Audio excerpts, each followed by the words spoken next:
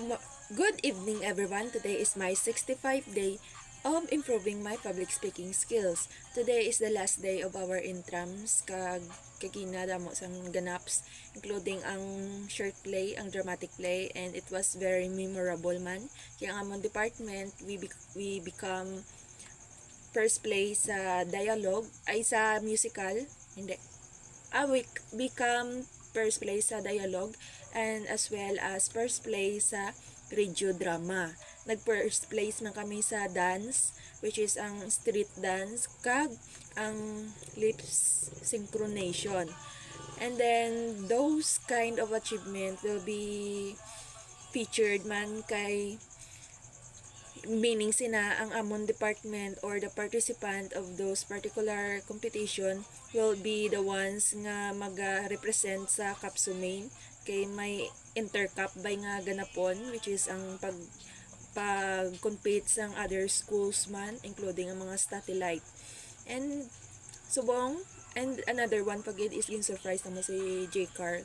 We surprised him to his birthday and we brought letters and also flowers kag ambot lang kung ano nagsulod sila utak pero baka sila gin gapang lalain sa kanik kaya bali way mo sa gainom tapos amo to man binakasi ang moto ang ila gimbakal sa ila ang moto ang gimbakal nila sa iya.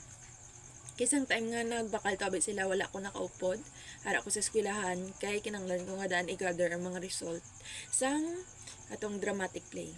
And that's all. Kag honestly kagina dutayan ko na lang gin nga kaligtaan or limtan ako niyang responsibilidad.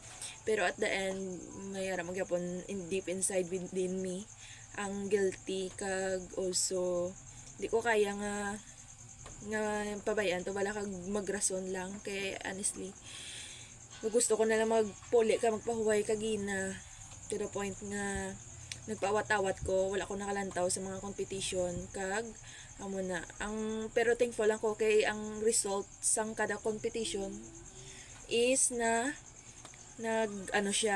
ging announce siya at the end of the day, which is after sang live band kag before sang sang disco. Actually lawsi ang disco gina kay gamay-gamay lang gid kami, as in gamay-gamay lang kami kag dagpatunga lang ko gina dapat may upod ako pero ambot lang nahuya guro sila kag wala sila nang join sa amon dito sa tunga gamay-gamay lang gid kami pero nami natutani ang banda kay swabe ang mga music but then amo na gani kulang sa student kulang sa participant kag amo to naging rason ko naman ging 5 to 6 songs lang nila kag ging endason.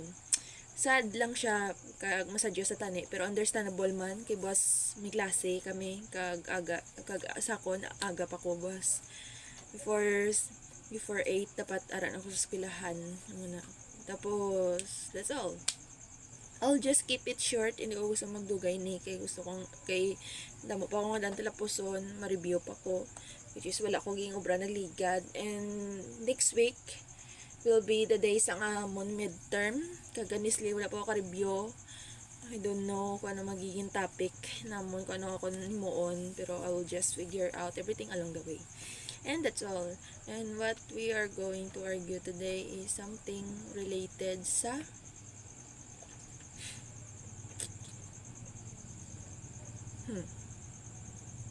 sa kanamion sang dramatic play. Kay kagina first time ko naglantaw sang dramatic play and short and sweet and short play and I thought it will be boring kay amo na gani dramatic man lang siya but then it was very interesting especially ang sa musical na part which is inang ga-acting tapos ga kanta alam mo nami ang mga tingog sa mga naging participant and we enjoyed miski gutok kag mainit dito sa conference room pero amo nang essence it was really shows the art the culture of the Philippines and it was very beautiful. And then party naman sa radio drama namin gyud radio drama especially ang samon nga department to the point nga naging first place kami na may idea kagina kay samtang ga radio drama sila dindog amon balahibo bangod sound effect, tapos sa boses sa mga actor sa video. As in, the best gito yung the best man to nga experience ako as a first timer nga nagalantaw.